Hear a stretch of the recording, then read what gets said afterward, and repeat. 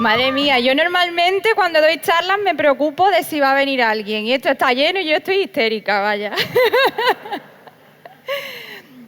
Bueno, como habéis dicho David antes, yo me llamo Juan, nací en Algeciras, pero me he criado en Estepona. Y soy lo que puede decirse un culito mojado especial.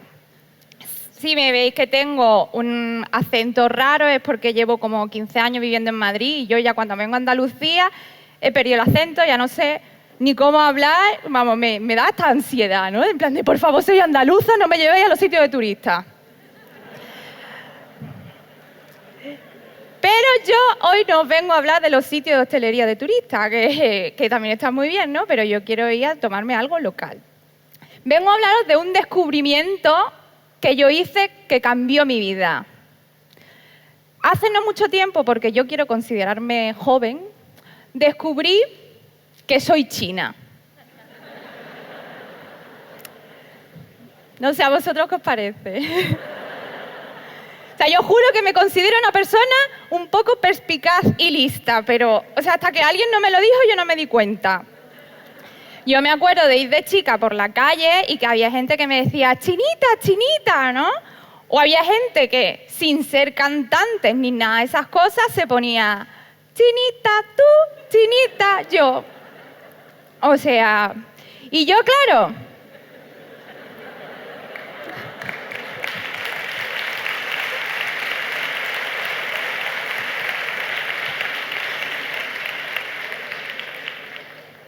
Y yo, claro, para mí eso de ser china es como un misterio y decía, hostia, ¿esto qué es que yo no me he dado cuenta?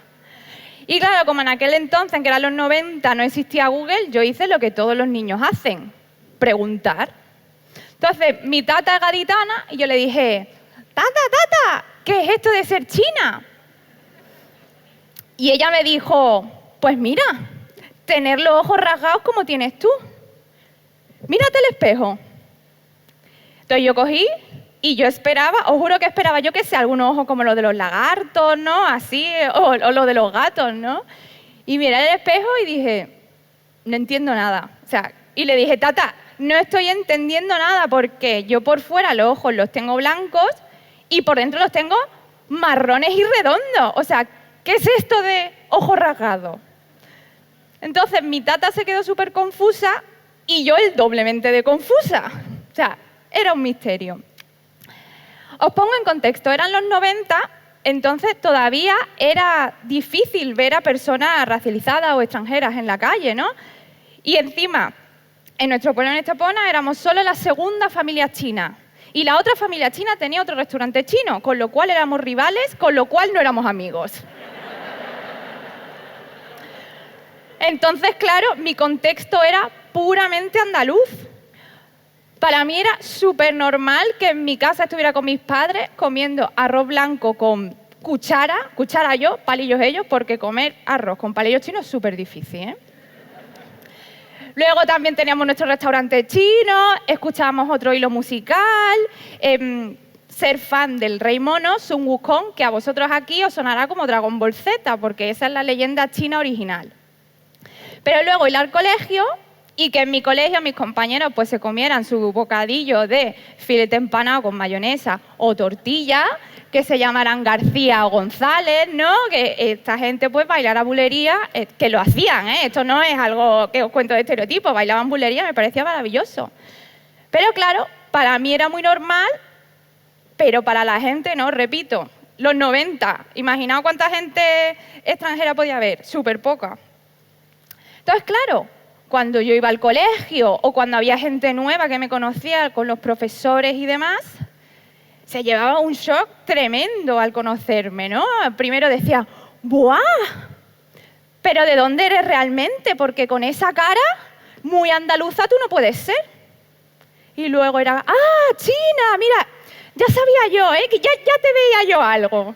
Y yo, chiquillo, qué perspicaz, ¿eh? Qué listo que te has dado cuenta. Y al rato, de hablar un rato conmigo, ya decían, ¡buah! Pero si tú eres más española que yo, qué bien habla español, la R, qué bien, qué bien.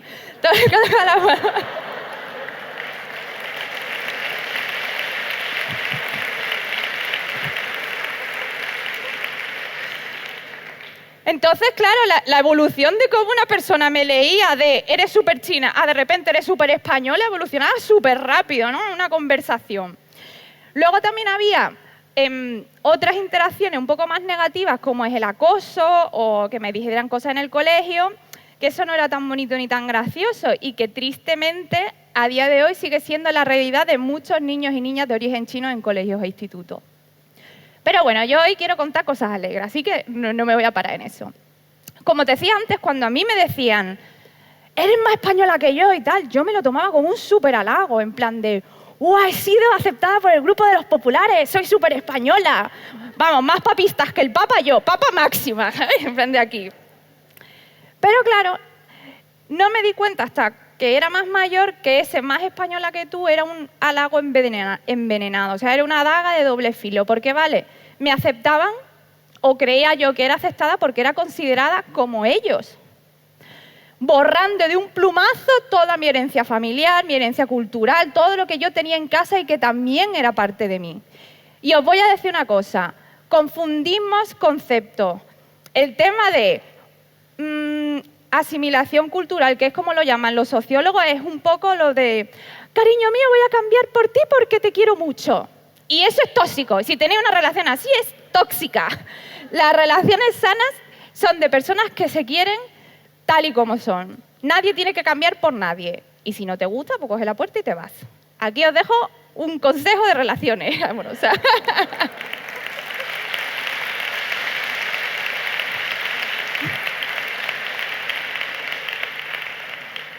Pero luego podéis pensar que en casa igual las cosas estaban bien, ¿no? O sea, mi familia sabe que es china y que yo soy china, ¿sabes? Todo bien. Pero no era así. O sea, para mis padres era súper duro la pérdida de cultura de origen, ¿no? Os pongo en contexto. Sus hijos hablan un idioma que ellos no entienden del todo, ¿no? Entonces en las comidas mi madre hasta se ponía de mal humor, en plan de, ¿qué estás diciendo? Venga, basta. Esto en chino, ¿no? Obviamente. Y ellos querían con todas sus fuerzas que nosotros preserváramos China en nuestras venas, ¿no? Las costumbres, el idioma, incluso la pareja. Yo siempre cuento que mi madre siempre ha querido que yo me casara con un chino rico, pero según he ido cumpliendo años, sus expectativas han ido bajando. Primero chino rico, después solo chino y después, chica, cualquier cosa ya, que estás vieja y eres mayor de 30.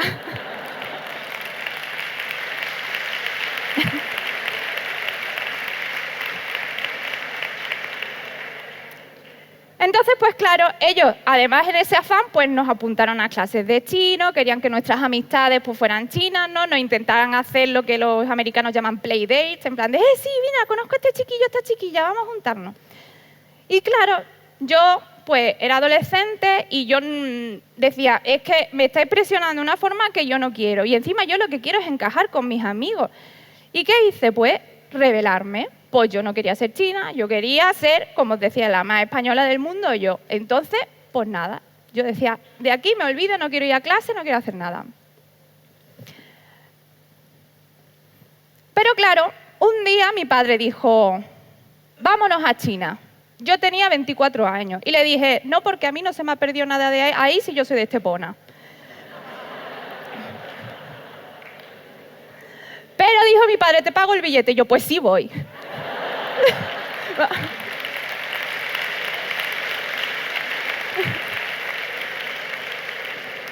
Porque yo eso de todo gratis sí, y los buffets, los hoteles también. Pues yo os cuento que cuando llegué allí, yo no entendía nada, el idioma ya sabía que no hablo muy bien mandarín, pero me parecía estupendo. O sea, qué guay, qué rascacielos, qué templo budista, ¿no? Los monjes corriendo, la comida callejera.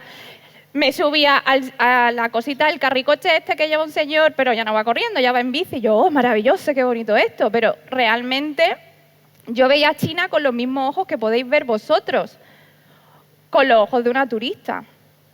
Pero un día mi padre dijo, vamos a ir al pueblo y vamos a visitar la tumba de tu abuelo. Por eso os he dejado esta foto, que es el pueblo de mi padre, ¿no?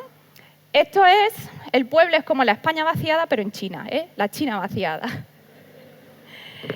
¿Qué pasa? Que es un pueblo rural, donde la gente se ha ido. Aquí son unos arrozales que están en activos, pero había muchos arrozales abandonados, quedaban unos cuantos ancianos en el pueblo y la mayoría se había ido.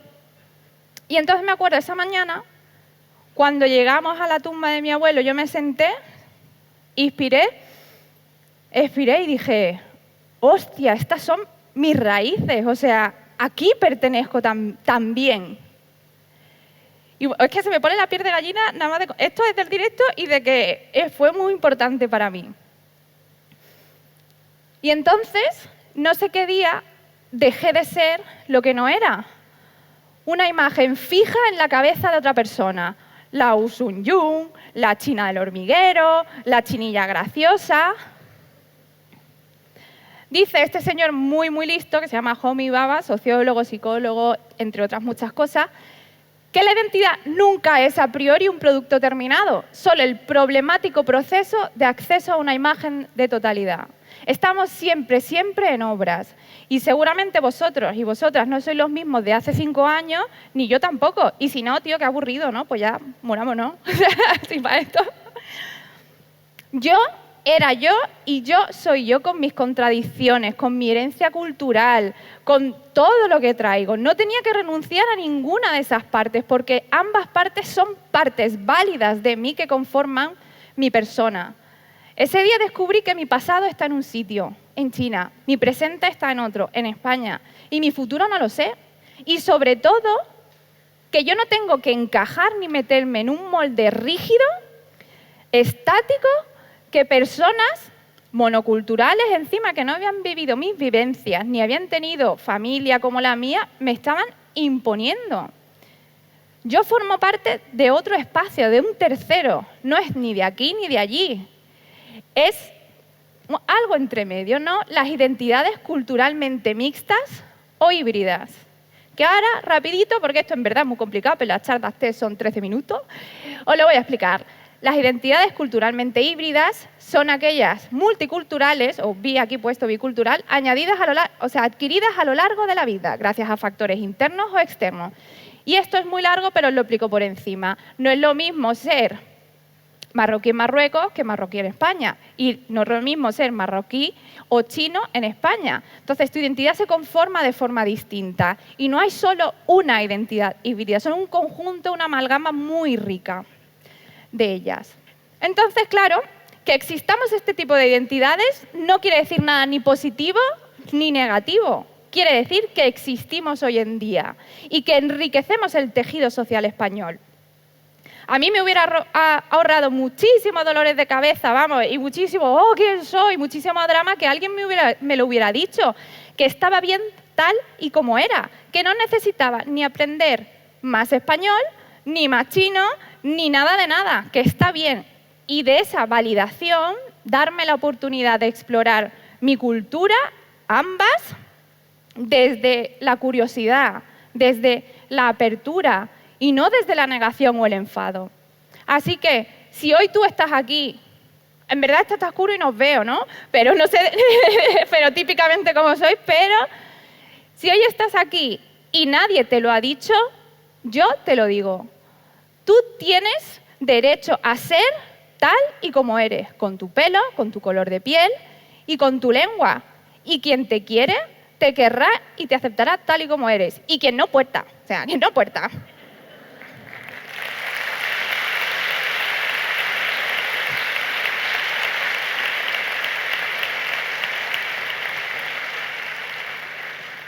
Quiero ir cerrando para daros algunos datos para que no os quedéis con esta chiquilla ha venido aquí a contaros su vida, que en verdad sí también, ¿no? Pero no soy yo sola. En España las cifras están hablando también. Hay 1 de cada 6 personas que son de familia racializada o extranjera. 1 de cada 6 mezclada. Y además en el año 2020 el 20% de los bebés que nacieron, que son 33.600, o sea, ya se dice, son también de madre extranjera o racializada. Estos nuevos bebés, más lo que ya hay, conforman personas como yo, que han nacido entre varias culturas y que son parte del tejido social. Es más, quiero contaros una cosa y me voy a poner aquí yo flamenca. Nos han engañado con la idea de que España es blanca y la pureza de España. Eso es falso, porque España en la vida ha sido ni blanca ni pura. O sea, con toda la mezcla que hay aquí, que lo vemos aquí en Andalucía, en los monumentos, en cómo se llama la gente, en la variedad del pelo, en la tonalidad de la piel, siempre ha habido mezclas. Y es más, el primer récord, o sea, la primera persona china que estuvo de España y hay documentos sobre ello fue en 1522, en el puerto de Sevilla. Se llamaba Tristán de la China. Y fue un esclavo traído por los portugueses, que era traductor, y vamos, le querían muchísimo. Así que, señoras y señores, no os dejéis engañar, que las mezclas y las migraciones no es nada nuevo. Muchas gracias.